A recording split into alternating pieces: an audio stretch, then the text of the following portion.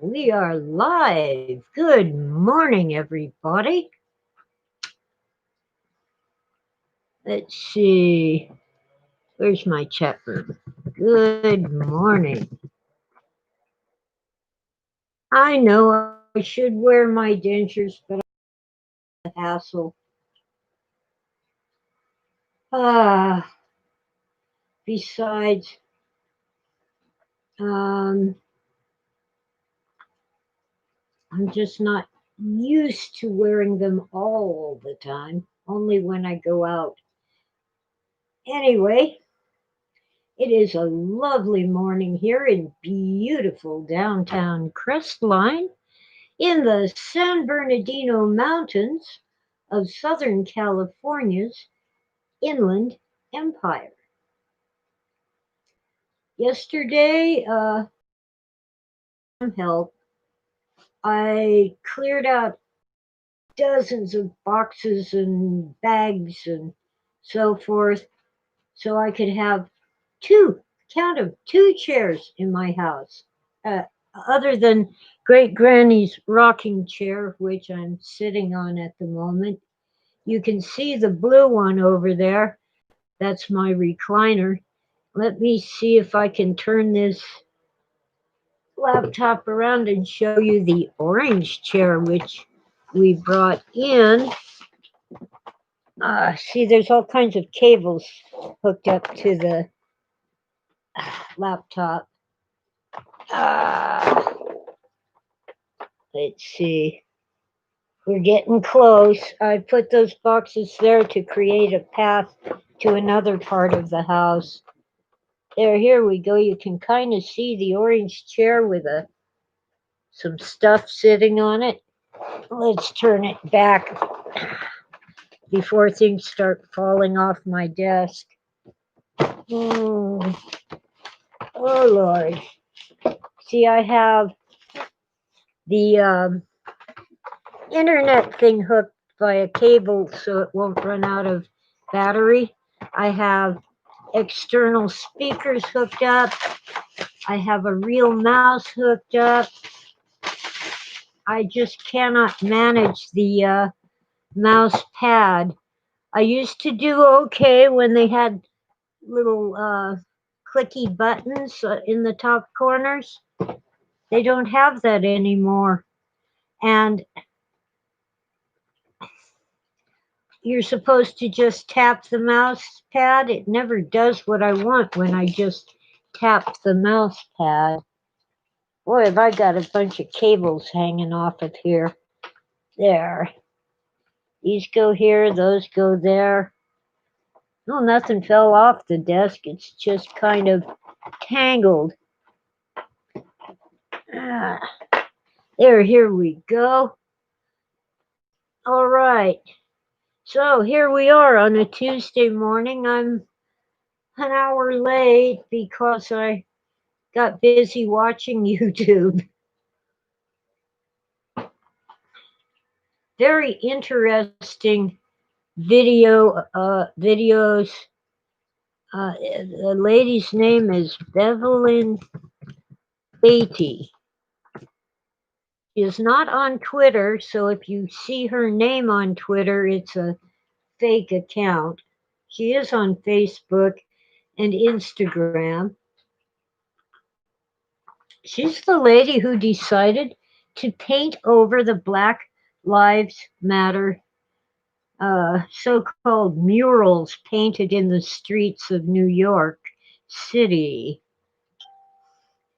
She got some black paint and they just painted over the word black so that it said lives matter. And she did it in 2 or 3 boroughs, Harlem, Brooklyn, and I think they finally got to Staten Island. And she says she's leaving New York not to escape, but to come to California and help the poor people who are oppressed in California. Oh, and before you get it totally wrong, Bevelyn Beatty is a black African American Christian lady. When you see a person for the first time, is that what you see first? Skin color? Or maybe you see whether they're pleasant to look at or maybe a little unpleasant to see. You know, beautiful or ugly. Um, how about the sound of their voice? Something that's really difficult to change. Many silent film stars, for example, didn't make it into the talkies in movies because of their voices. Do you judge people by their accents? Maybe they sound like foreigners, or maybe they have a southern twang, or that New England thing where they talk through your nose because it makes you sound more intelligent and educated.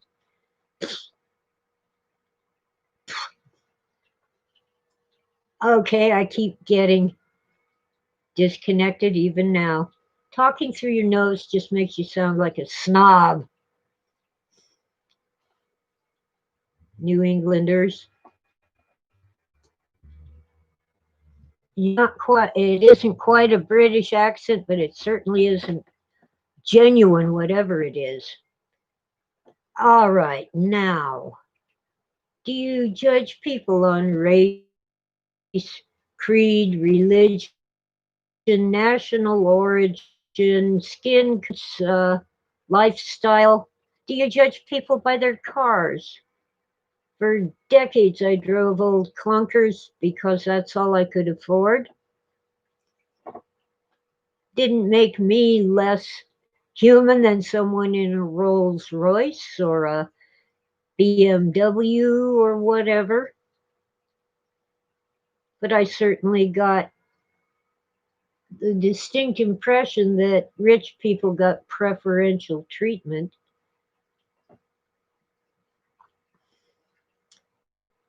Oh, wow.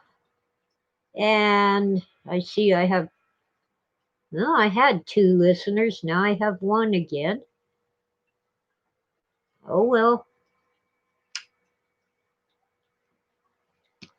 Listen, if not the number one killer of African Americans, it's certainly in the top five, maybe the top two. What kills more African Americans or blacks or whatever you want to call these human beings, the, one of the biggest killers is abortion. More black babies are aborted than are born, and the black population in the United States is declining. Hello, Sandra. Let's see. Good morning, Sandra. Oh, come on. Oh, I see. I hit enter by mistake. I think I want this light on. Yeah, that's better. Well, sure, Black Lives Matter, but look at what Black Lives Matter is. It's an organization of white liberals with a few token blacks. If you want to make life better for African Americans, why don't you clean up the projects? You know, the elevators stink, the stairs um, littered with all kinds of nasty stuff. The hallways are dangerous because half the time the lights don't work. No, you got to spend all this money buying yellow paint and writing on the streets Black Lives Matter. Well, if they matter, how about doing something that really helps people? Bunch of white liberal college kids marching in the streets with a few token blacks and some Hispanics, maybe an Asian to just make it look better. that isn't going to help. I think Dr. Martin Luther King Jr. would roll over in his grave if he knew what was going on in our streets. Now, my particular community has had some peaceful protests in support of Black Lives Matter and in support of our local deputies and highway patrol. We don't have police, we're not a city. That's all good. But what do you do next? The real protest in the 60s was Black people getting on the bus and refusing to move to the back or refusing to give up a seat for a white person. It was Black sanitation workers going on strike for higher wages and better working conditions. Not marching in the street and not being able to articulate what you want. What do they want? Let's see, defund the police. Why? So criminals won't be taken off the streets? In the past year,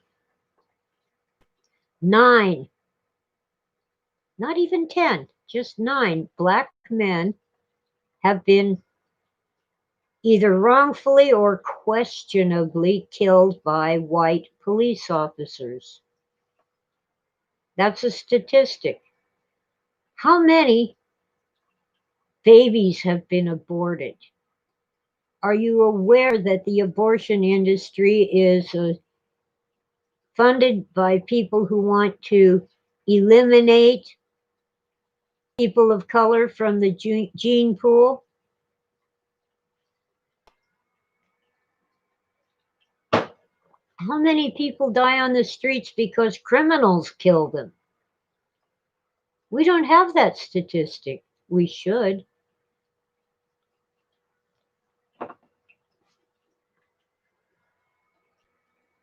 We really should. I am ticked off today. I don't know whether Bevelyn Beatty is,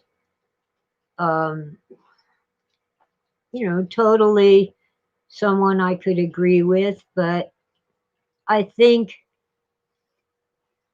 it's important to remember that white people are human too. And we should look past skin color. And yet, I and others have been viciously, verbally attacked on social media. And it goes something like this: how dare you say that all lives matter, you racist thug? Excuse me? My cat's life matters. My life matters. Police officers' lives matter. And it is divisive to limit it to only Black people, especially when you're not Black and most of the protesters are white. Now, I really want a better life for everyone, and I do see a great need among people of color. But there are other people of color. I mean, there's people from Mexico and South America and India and Asia. Their lives matter too.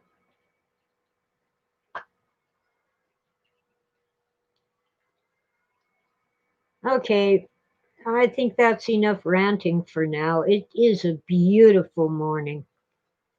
And I have 2 chairs now, so when my brother and his wife visit, they don't have to fight over my one comfortable chair. And I still have Great Granny's rocking chair to sit on. I like Great Granny's rocking chair. And I even have a little desk chair. I cleared off all the unfolded laundry from it. But I like the rocking chair. It's refusing to rock it. Here we go. It was just a little wonky.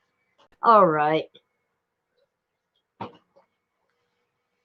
Now, I did do quite a bit of sorting yesterday, primarily through boxes of papers with a shredder at hand.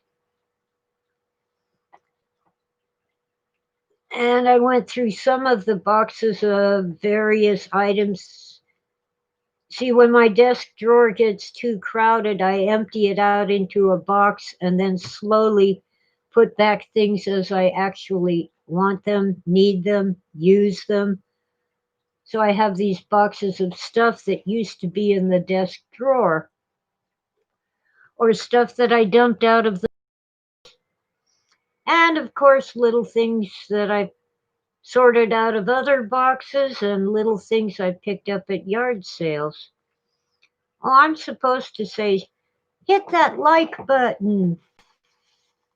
I don't know whether it really makes a difference, but everybody on YouTube is urging listeners to hit the like button.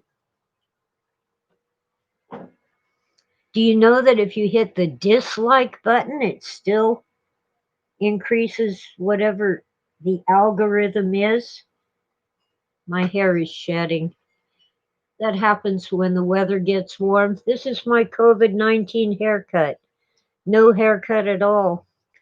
I like to get my hair cut short in the summer to just touch my shoulders. I didn't do it last year. I just got too lazy to go in.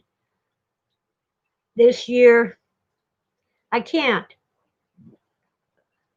Oh, some what are they? Cosmetologists, hairdressers, whatever they are. They'll cut your hair outside under a canopy. The new rules say they can have only one wall, I guess, so it won't get too windy. Well, I want a shampoo and a cut. They can't shampoo your hair outside. So I guess I have to do that myself. So it's like, hello. Once in a while, I'll make a big old ponytail, get the scissors and whack off the split ends. That's my limit. I'm not good at cutting hair, especially my own. I've never been able to master that thing where you have a mirror behind you and a handheld in front of you, and you're supposed to be able to see the back of your hair. But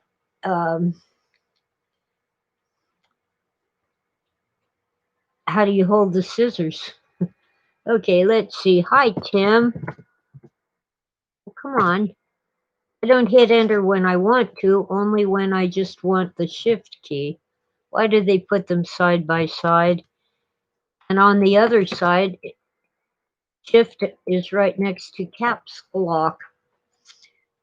So I'll enter a password and get denied because my caps lock key is on. My water's empty. So anyway, what else is happening?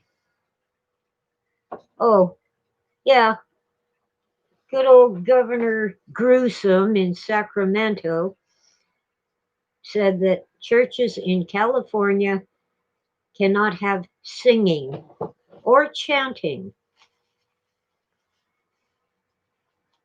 because you might spread the virus. Well, you do kind of have to take off your mask to sing. Well, our local churches are just holding services outdoors with social distancing so they can have singing. Besides, some of them have such small buildings that they can't accommodate the congregation with this 6 foot social distancing. So it makes sense to hold the service outdoors now that the weather is fine. Oh, it's beautiful. Oh, awesome, awesome summer day. Not too hot, but certainly not cold. Oh, hi, Tim. No, I have not been tested. I am feeling well. I found out, see, 2 weeks ago, I had dinner and a little bowl of ice cream with my meatloaf and potatoes and stuff, and I got sick, but I didn't know which food had done it. Till last week when I had an afternoon snack. I had a bowl of ice cream on a pretty much empty stomach, and within 5 minutes I was in excruciating pain. I had to drink tons of water and force the ice cream to come out the way it went in, over and over.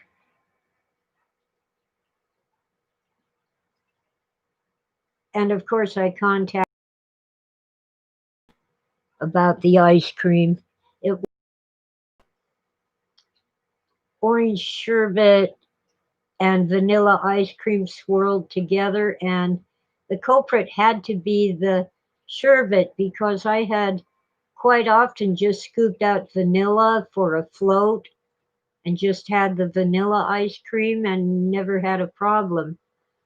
It had to be the sherbet, and it kind of burned my throat coming out, so I suspect that one of the normal ingredients was there in too big a quantity. There was too much of it, an acid. I'm pretty sure I had COVID last December. Whatever it was, I had something nasty. Another thing about COVID, they've discovered that the antibody test will come out positive if you've had any one of half a dozen coronaviruses. Doesn't mean you had COVID. You could have had a.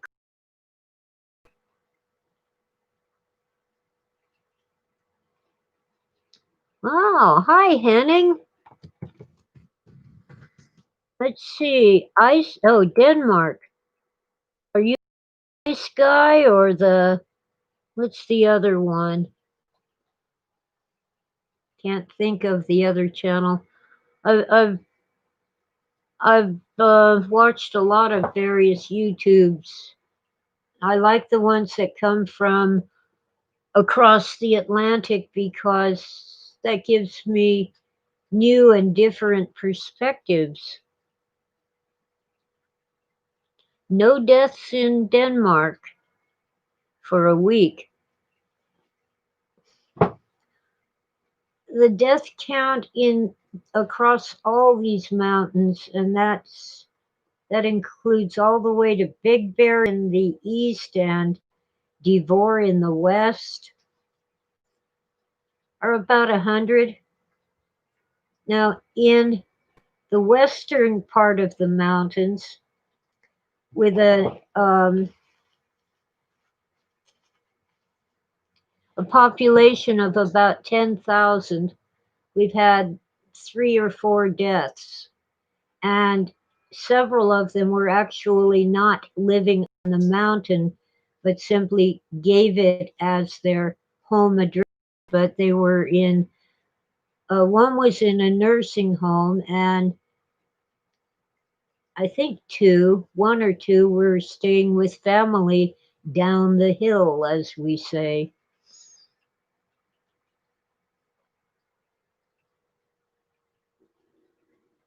Well, I've been invited to be on another guy's YouTube channel. I don't seem to have the ability to take to put guests on. I don't have enough. Either I don't have enough followers or I haven't paid money for that privilege. But some people do. I'm trying to remember the name. Uh, I'm considering it. The guy is rather right wing or libertarian, not sure which. But he seems like an upstanding person with good moral values. I just, I don't like hate speech no matter which side it comes from. Liberals hate me because I'm against abortion. Conservatives hate me because I want to help people and not just say, oh, pull yourself up by your bootstraps. You can very well do that when you haven't got any boots. A hand up is not a hand out. Although I have been known to toss a few coins, well, not toss, hand a few coins to someone begging on the street. And my philosophy is once I give you that money, it's yours. And if you want to buy drugs or booze with it, that's none of my business because it's your money. However, if I find out, I won't give you more money. But I won't go out of my way to find out. Now I have to refill my water. It's important. Hi, Tora. Say hello to your fans. Tora came to say hi to you guys, didn't she? The water can wait while Tora says hi to her fans. Isn't she cute? Such a good kitty. She's squinting. That's kitty kisses. Tora's kissing you. That's a good girl. Okay. Are you looking for your Temptations treats? Is that it? All right, hang on. There, here you go. I got kitty cat treats. See? There you go. You go get my water.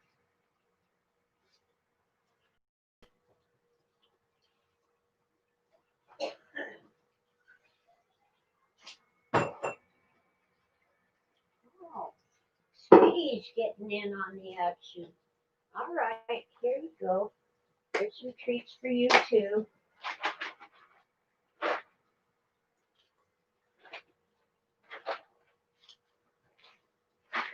Oh, they're such good kitties. Yeah, they're pretty kittens.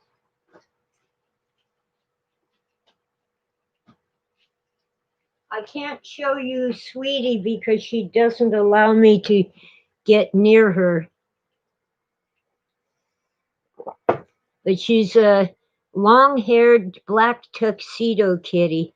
Little bib, white paws. She's gorgeous. Okay. Maybe change my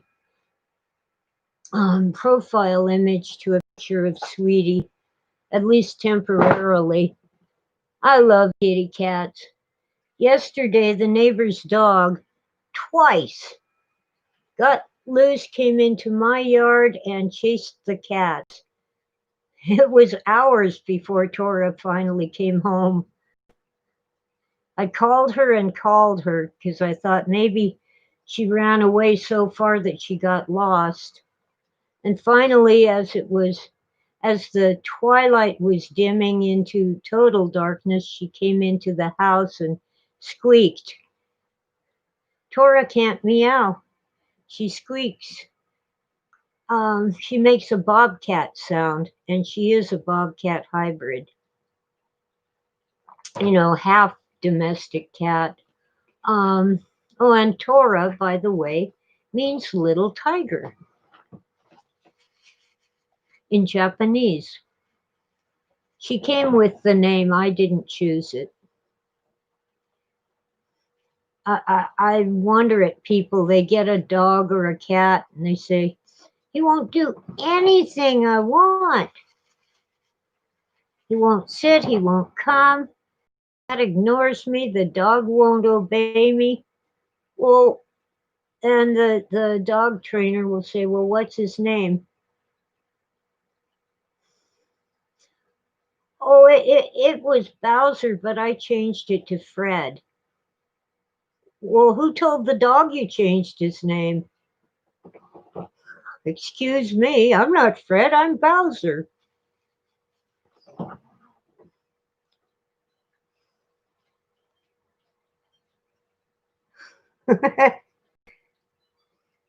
Mom changed my name. She would not call me Leslie because that was her mother-in-law's name. So I ended up being Tess.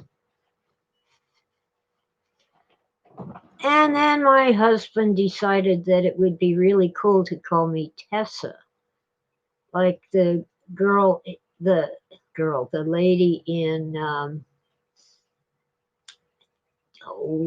think it's Barber of Seville, one of those operas or operettas or,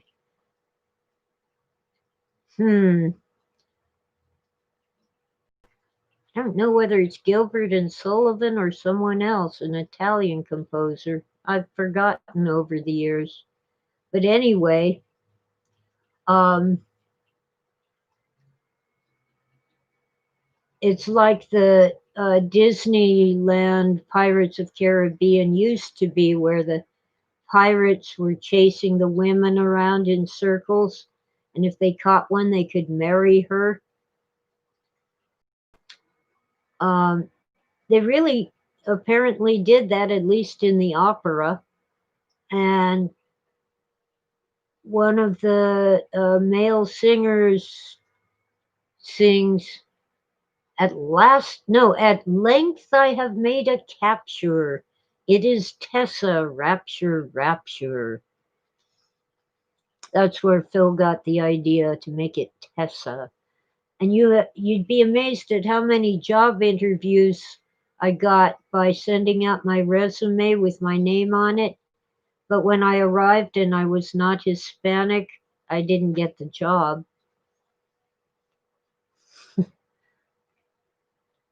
Tess of the Dubervilles. Yeah, well, no, I'm Dick Tracy's girlfriend, Tess Trueheart. Tess of the Dubervilles was abused.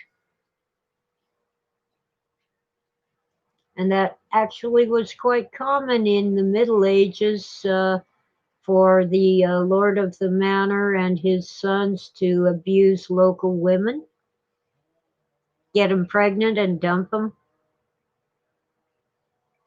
Oh well. Don't think it doesn't happen now. It's just that we don't call them lords, but they are. They're overlords.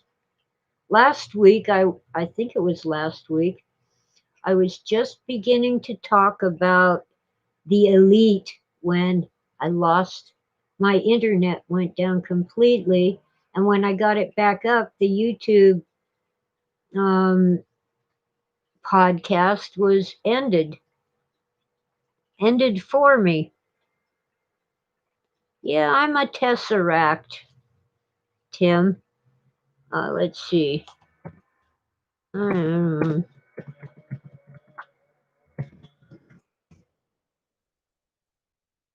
yeah, tesseract reminds me of that painting by,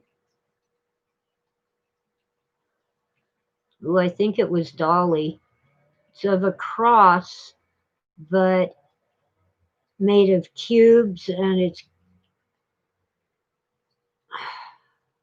it's the best way we can paint a tesseract on a canvas. So it's the cross, but it's a tesseract. Phil used to talk about that. And of course, I ran across it in college courses. Corpus hypercubus. Yeah. Thank you, Tim. And my hair's still shedding. I'm not going bald, it's just summer. And when it's this long, you notice it shedding. I can snip off dead, split ends, but if I tried to do a haircut on myself, I would be very sorry. I know experience. Mm. Morning regimen: tea, coffee, water, potato chips, and cigarettes. Today I start sorting through more boxes of stuff. I did fill the wastebasket yesterday, and two um, plastic crates. So that's probably the equivalent of three wastebaskets. There's a kitty visiting. Who is the kitty? Huh? Oh, that cat isn't even in my yard. He's next door. Sweetie, did you need some canned food? I got Fancy Feast. Yes, I do. They're here, kid. Okay? Sorry about that. Cats need attention too.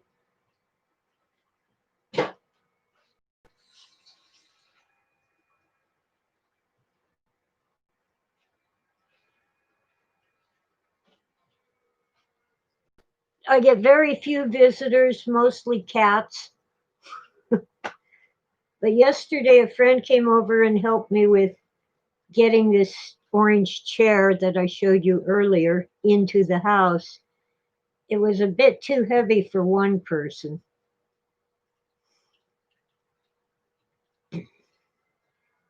So now I have two comfy chairs for visitors, the recliner and the orange overstuffed chair, plus Great Granny's rocking chair and a little lady's desk chair. I don't know, is it sexist to call it that? It's kind of small and dainty for a man to sit on. The Christ in Dolly's painting is quite muscled, Tim says. I used to look at that painting in the Metropolitan Museum of Art in New York City. Yeah, well, I've never been to New York. I've hardly been anywhere, but of course seen it in books and videos. They tell me that art looks different, usually better when you see it in person.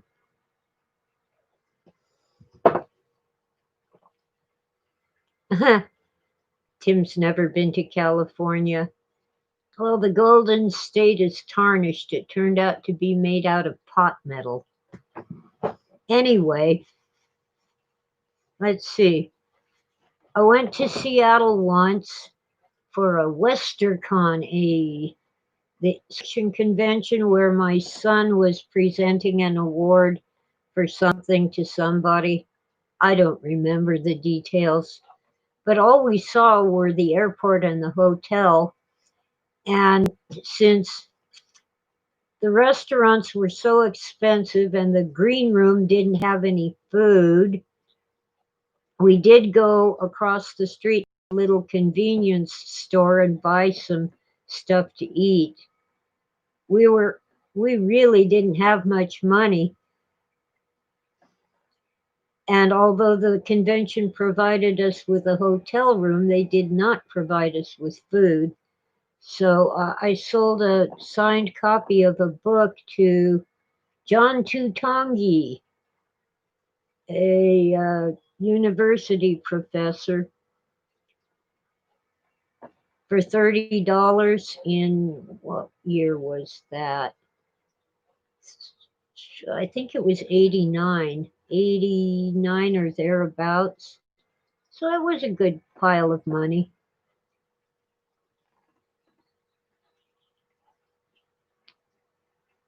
And we still barely made it home, we had already arranged for a bus ticket from Seattle to Portland, where my cousin picked me up,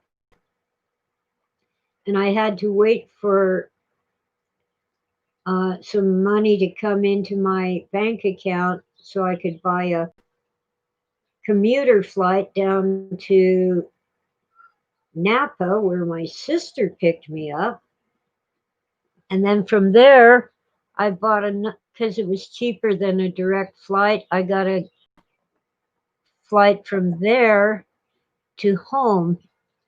And I don't remember which airport we landed in when we got home, but it was probably Ontario. That's my preference. It was not Los Angeles. If I have the choice, I fly out of Ontario or Orange County, John Wayne Airport. And that's one of the names they want to change. They claim that John Wayne is a racist name because he isn't black. And besides, he was a Republican. Let's see, I went, when I was 14, I went on a day trip to Mexicali. Calexico and Mexicali are on opposite sides of the border, but they're basically the same.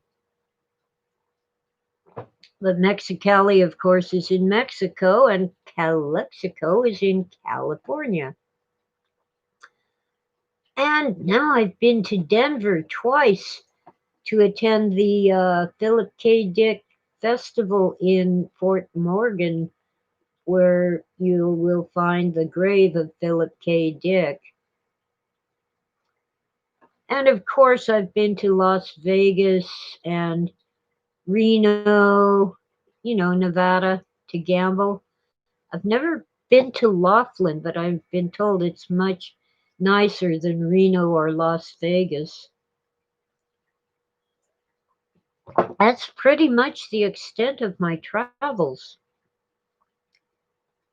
I would love to get in a car and go across country, but not alone, not by myself. I'm not super frightened, but I am careful.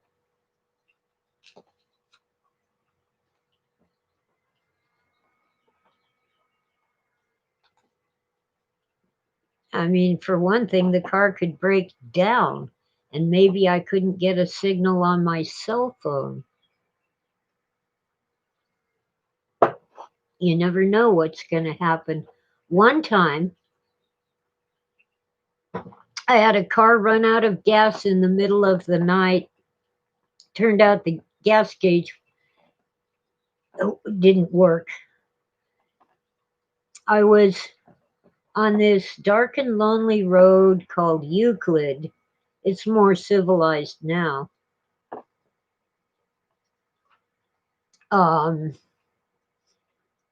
in between two prison camps. One was a dairy farm where inmates produced Ador milk. You never hear much about the Ador dairies anymore. Anyway, most of the milk is actually served in prison cafeterias, but also in our schools. And the other one was a juvenile detention facility. And it's like 1 o'clock in the morning, and the only person who stopped, I didn't see a highway patrol. The only person who stopped was a truck driver who spoke only Spanish. Fortunately, my high school Spanish was good enough. Apparently, he couldn't just go fill my gas can and bring it back to me because uh, his employer, clocked his miles and hours and stuff. But I was able to get him to call my brother.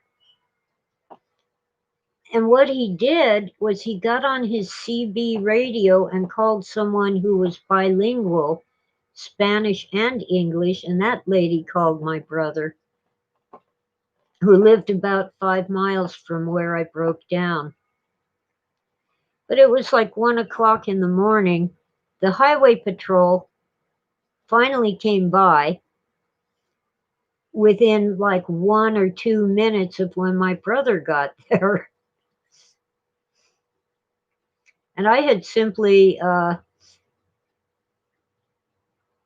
grabbed a blanket from the back seat and just settled in for the duration. I was not going to walk down that road in the middle of the night between two prisons. Anyway, my brother got me a can of gas and helped me get the car to start and all that. Poor guy. But I was rescued because of my high school Spanish.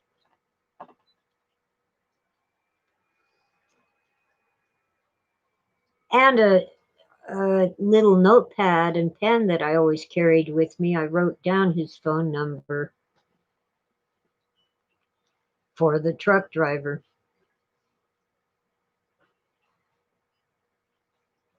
I encourage everyone to learn at least one foreign language.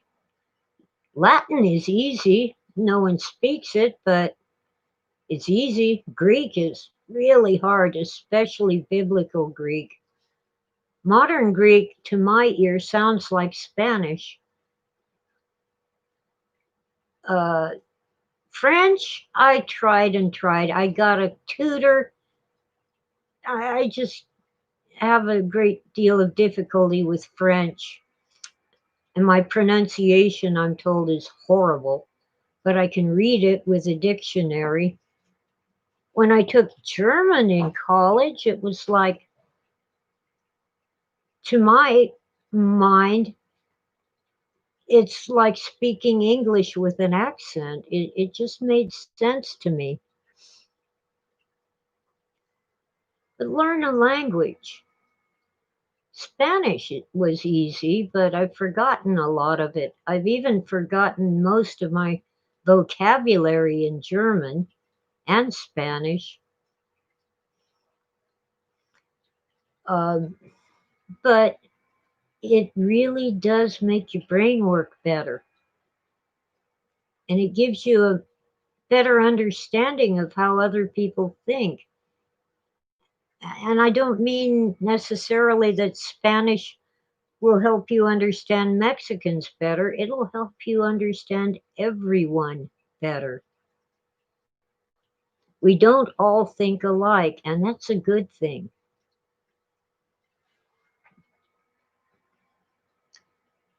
And I'm with Dr. King, by the way, Martin Luther King Jr. Judge people by the content of their character, not all these superficial things, some of which they could change if they wanted to, and some of which they cannot change. I mean, I was born with fair skin and freckles, and I had red hair. It's mostly gray now. I still have what they call red highlights and some brown, but it's mostly gray. And if it will just turn silver, I'll be delighted. People don't believe I'm as old as I am. I'm 66. Redheads age well, unless they spend too much time in the sun.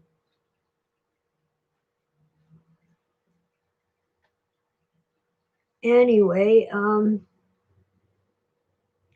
if you have what we call a lifestyle, sure, you could change it, but why change your lifestyle to please others?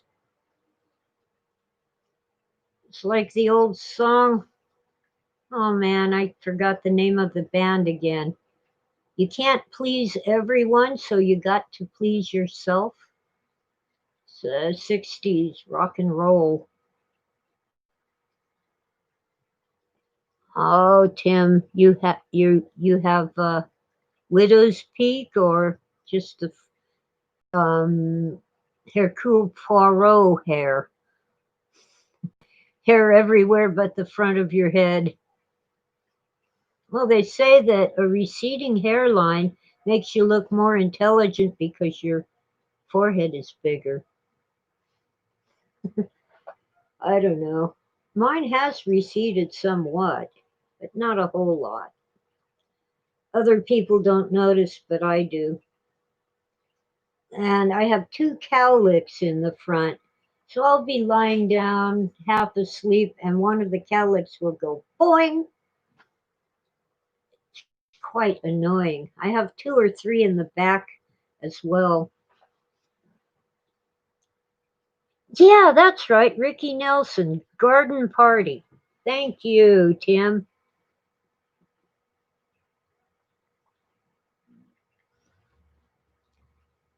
He went to a garden party and they only wanted to hear the songs he'd sung as a child, and he wanted to sing his new songs. So you can't please everyone, so you gotta please yourself. Oh, looking it up isn't cheating. I do that all the time. Oh, we're getting close to an hour, and I wasn't really in the mood to go on YouTube, but I promised Tuesday mornings. I think I will switch from 9 o'clock to 10 in the morning. It's working out better for me. Even though the cats came in late, they usually get fed between 7 and 8, and here they wandered in after 10. Okay, so I've eliminated a lot of trash. I've sorted stuff. I still haven't found my staple puller. I think I know where I might find one now, but I don't need it anymore. Um, I'm still searching for some books. I just don't remember where I put them, so I think I'll have to see if they're under the pile of laundry on my bed.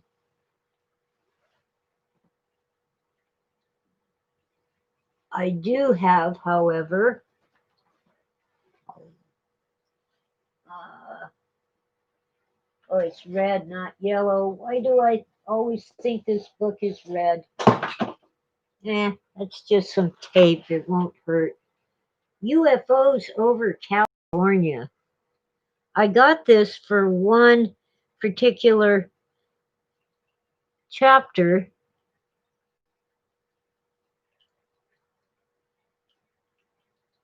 Preston Dennett is the author. Um, Back cover it says, "Step aside, Roswell. California leads the nation in UFO sightings and encounters, with over 5,000 reported incidents from the late 19th through the early 21st centuries." So from the 1800s, late 1800s, the time of Walter Bosley's research into the aeroship mystery, the Sonora Flying Club. Check out Our Friends from Sonora. Anyway, documented here are diverse early accounts, including Native American UFO encounters, the 1896 California airship mystery, and the 1942 Battle of Los Angeles. Hundreds of verified sightings include luminaries such as Sammy Davis Jr., Cliff Robertson, Jill Ireland, and Ronald Reagan. Funny, it doesn't, oh, it wouldn't mention Jimmy Carter. He was in Georgia, not California. Sightings and landings at California Air Force bases include Edwards, George, Norton, and Hamilton. Never heard of Hamilton. Oh well. As well as some over Los Angeles International Airport. Cases are described of healing and surgical implants along with UFO landings on dry land and off the coast.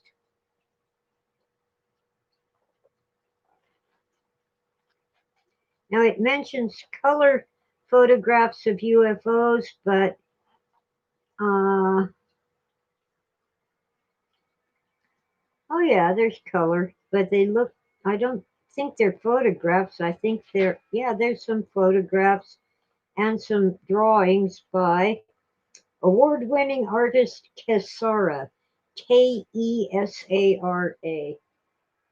I don't want to break the spine, but I want to show you that it does have color photos.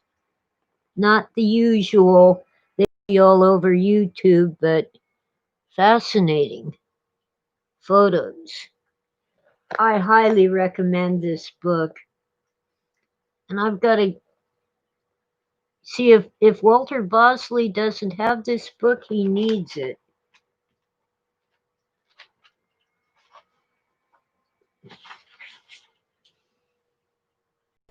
Chapter 1, The California Airship Mystery.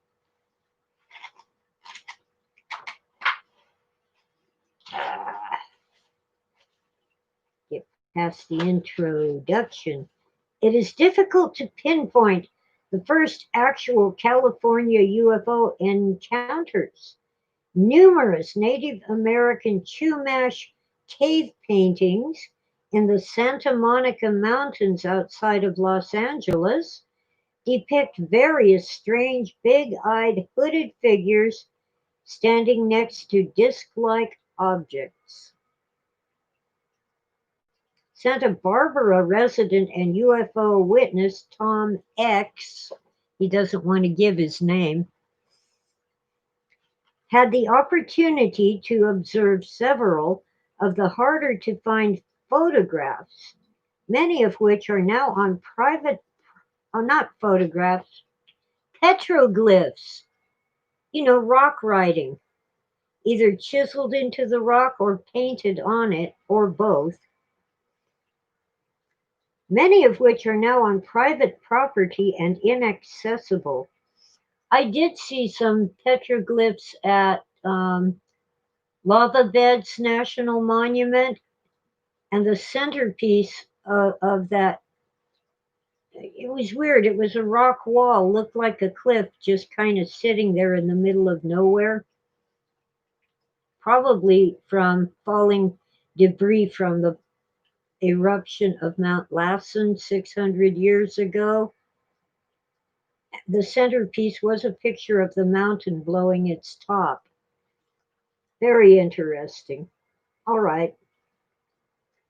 As he says, this is Tom X, there are lots of very old Chumash Indian cave paintings up there, and they all depict objects in the sky. Some of these paintings date back 600 years, and some might be over 1,000 years old.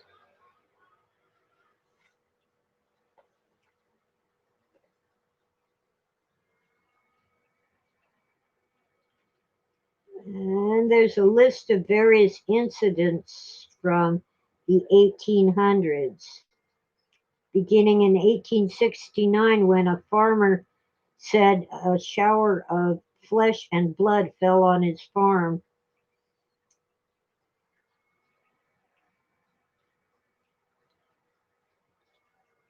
In 1890, citizens of Montgomery County, didn't know we had a Montgomery County, were baffled when their town was also showered by fish.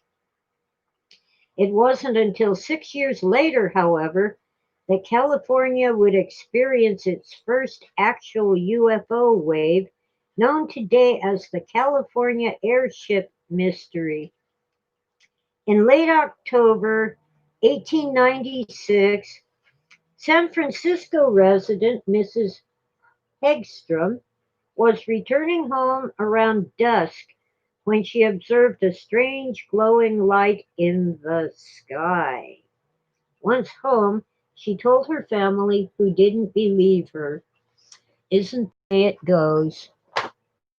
Mom wouldn't even let me and tell her about the glowing red orbs in the sky." Oh, our friends from Frolix 8? Yeah, right. You know, if some little alien gets off a flying saucer and he tells you that he came from the Pleiades, why would you believe him?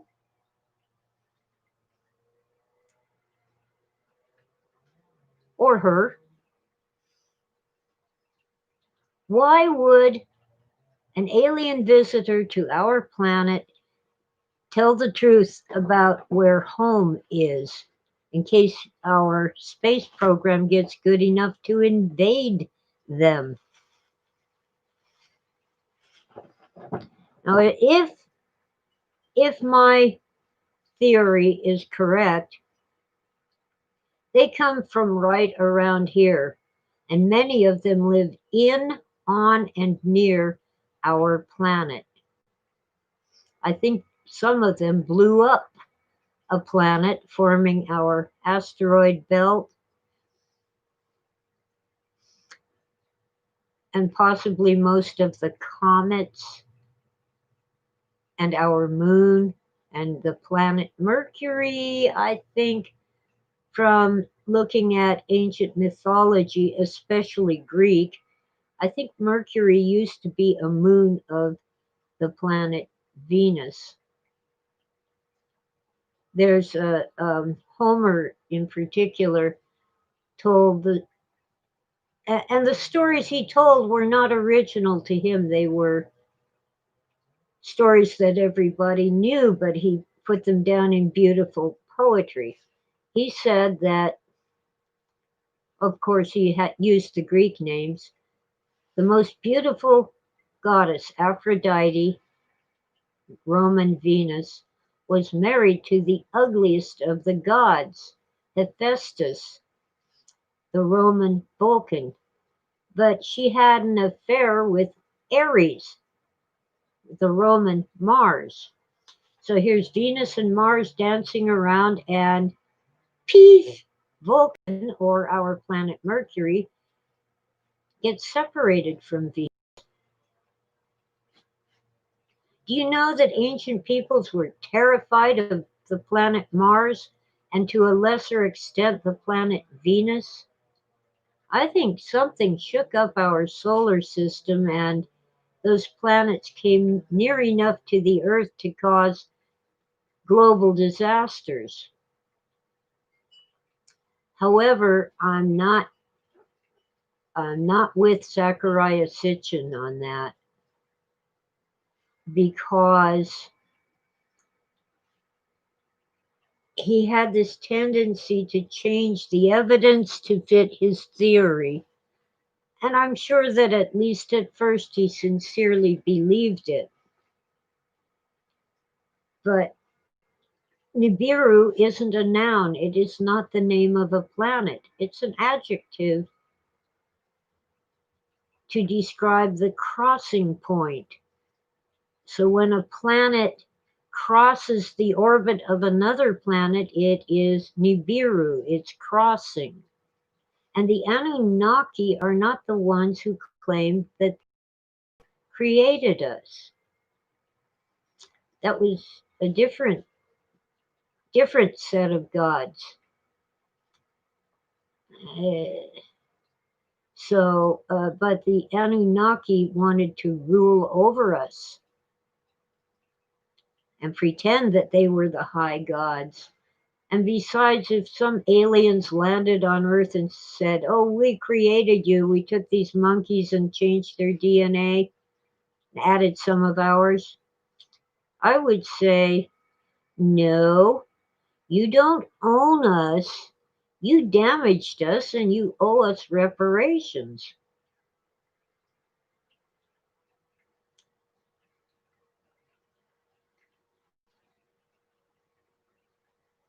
Now, whether we evolved or whether God formed us out of the dust of the earth. They didn't. The Anunnaki did not create us, and they were probably the same tribe as the sons of Anak in the Bible, the Nephilim. And I've been looking at Genesis 6 over and over. And yeah, it says um, the sons of God married human women, and the women bore children to them. And then a little bit later it says, and there were Nephilim in the earth, giants. It does not say that the Nephilim are those offspring. It's possible that the children of the sons of God and human women were also giants. But I think Genesis 6 is telling us no, there were also these giants in addition to the children of the sons of God.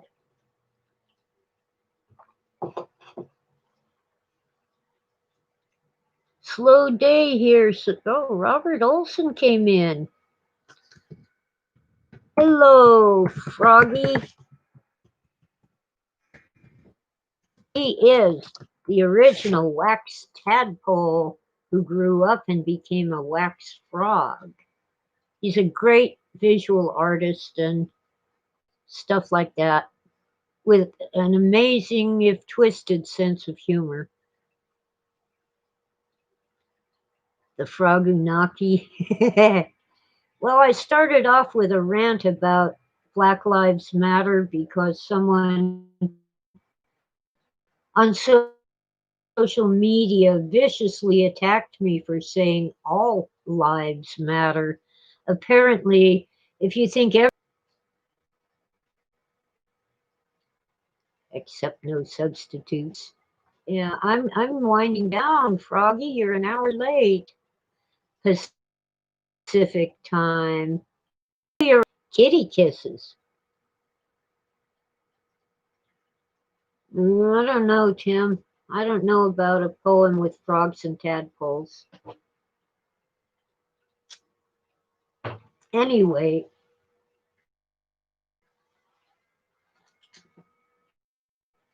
um, I got this book primarily for the chapter about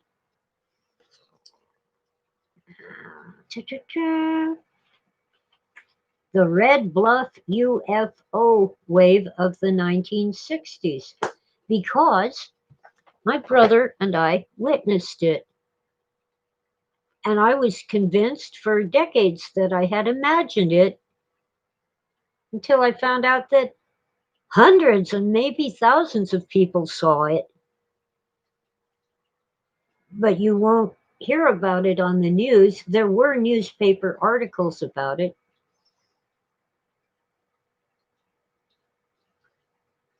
Webinar registration issues. Oh, lovely. I'm glad you know how to do that stuff, Robert.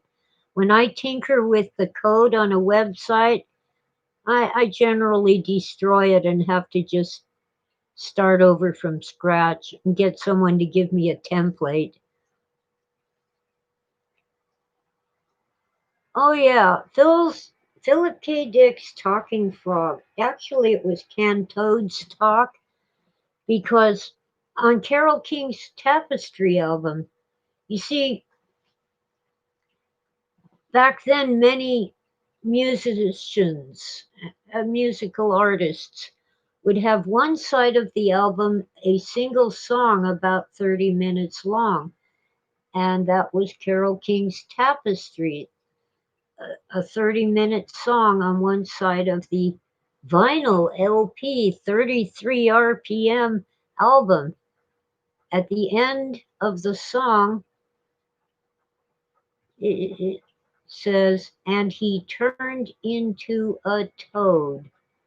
So that was the reference for when Phil kept asking people, can toads talk? Oh, Tim, Evolution by Langdon Smith? Never heard of Langdon Smith. Heard of Langdon Hughes. Old poem. Yeah, well, I've just devolved into a free blog from Google and, of course, Facebook. I'm on Twitter, but I don't do much with it. Sometimes I'll post like a link to my YouTube channel or retweet someone else's tweet, but eh, I just don't get Twitter. Don't understand it. I had a WordPress blog. I can't remember the password, and due to having a new computer, my computer doesn't know it because when it synced with my old laptop, it didn't get that password. Go figure. And I haven't used it in years, so I hate WordPress. It is the most anti intuitive site I've ever encountered.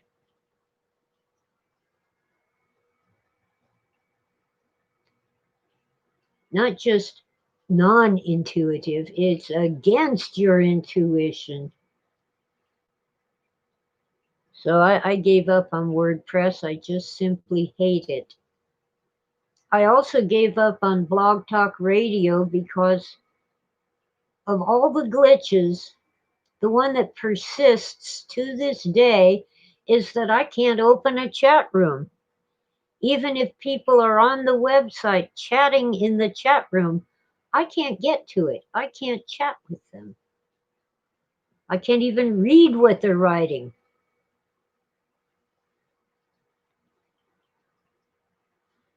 Yeah. Ow. Yeah, I believe it. The guy you work with is fed up with WordPress. I actually have two Blogspot blogs from Google, but I'm focused. Well, actually, I've neglected them both for a while. But I'm focused on PKD Memoir, R dot blogspot.com. And I got PKD Memoir dot blogspot.com. Now let me delete the one that has the wrong link. Remove. There we go. pkdmemoir.blogspot.com. I promise I'll start posting there. I have some books by other authors that I need to review. So I will be getting back to my blog. Now, coast to coast, here and there, you have 5 minutes of program, 10 minutes of ads, and I just don't want to hear it. They actually have had, as guests, psychic mediums who channeled aliens from the Pleiades who want us to save the Earth from global warming. Now, maybe there are aliens on the Pleiades, although those are stars, not planets. Maybe they did contact them, but why would they care about saving the Earth from anything?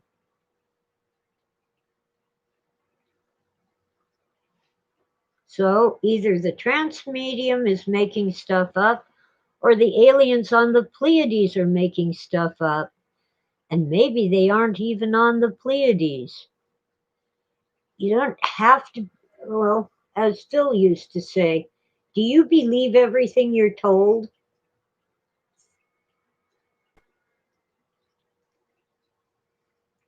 And by the way, if you start hearing voices telling you to do stuff, tell them to shut up. You don't have to do anything just because some disembodied voice is telling you. And quite often, those voices are your internalized memory of what a parent or other authority figure was saying to you. It isn't necessarily that you're schizophrenic. It might be that you just freed yourself from past traumas. That's important to note. Now, for me personally, I didn't have voices telling me to do stuff, but I had what they call sleep apnea. I'd suddenly wake up because something jumped on me and it was hitting me and grabbing my arms, which they tell me is just that you're dreaming while you're awake and that's why you can't move. Well, I got free of that by telling that entity that I belonged to Jesus Christ, and I meant it and believed it fully, and it went away and it never came back. It wasn't just I believe in Jesus or Jesus saved me, it was I belong to Jesus Christ. And yeah, I know that wasn't his name, it was Yeshua, uh, Hamashiach,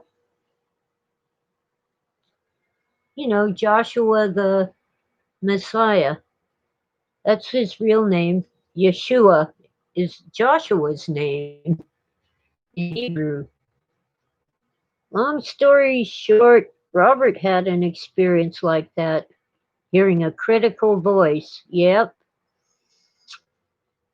it's usually your brain playing back to you something that a parent or other authority figure was saying to manipulate you.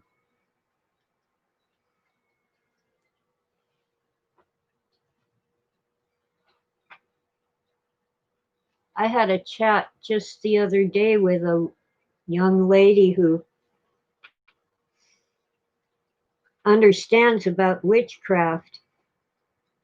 Years ago, decades now, well, a decade and plus a few years, a neighbor in a different neighborhood was casting spells on me, and I didn't believe in it. But weird things started happening. Dishes falling off the kitchen counter and smashing on the floor.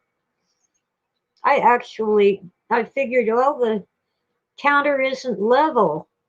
So I got a level and checked it. Well, it wasn't level, but it was tilted toward the wall, not the edge. The dishes should have slid back to the wall, not off the edge and onto the floor. Anyway, that's all over with. But remember, the devil cannot come in uninvited. As my new friend was saying, they'll want to come into your house, they'll want to give you something.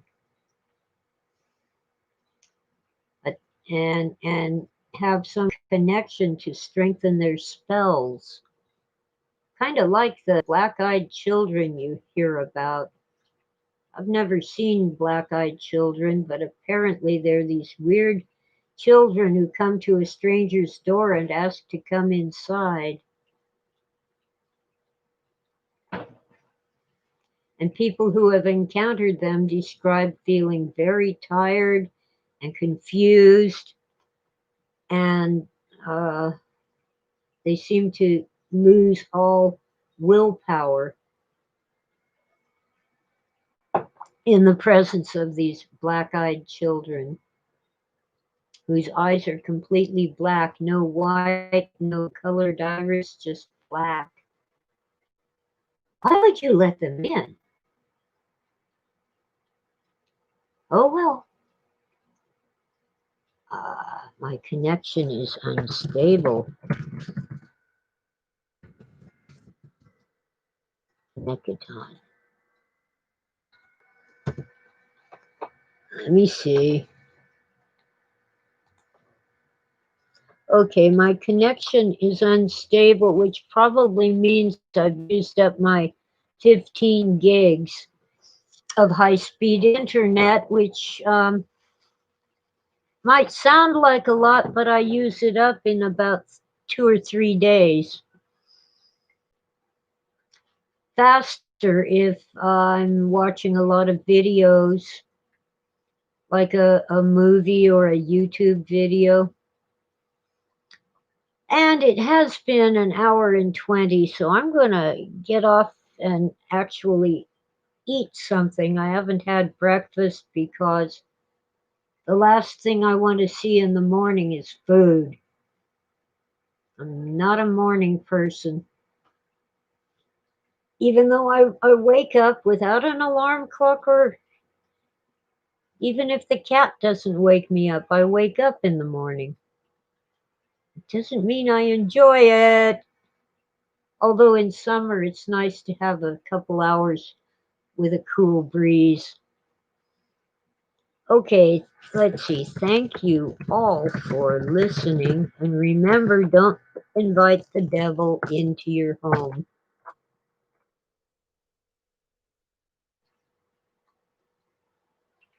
MBs? MBS? I don't remember what MB is, Robert. I suppose I could cheat and look it up. What is MB? Megabyte? Oh, yeah, megabytes. I was thinking of magical creatures and space aliens. Yeah, my first computer was a Commodore 64 with 64K. So I really appreciate megabytes and gigabytes. A year later, I got the Commodore 128 with 128K. Neither one had a hard drive. Yes, devil get thee hence. Thank you, Tim.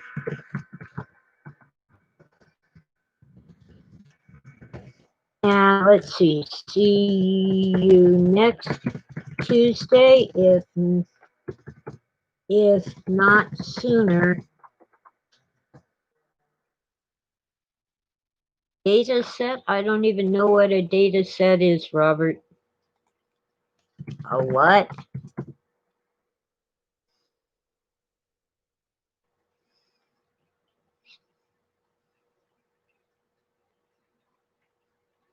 I did have a VIC-20 that played cassette tapes. Is that what you mean? Come on, Robert, I need to sign off. My coffee wants to be recycled.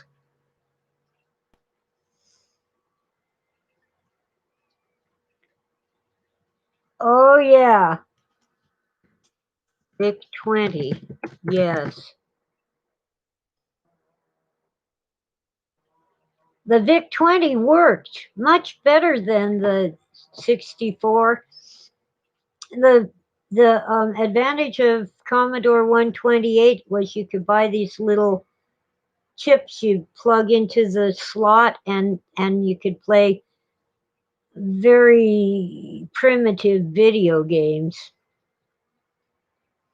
I never did manage to hook up any of them to a printer. All right. Sayonara, adios, au revoir, and aloha, everybody. Have a wonderful day.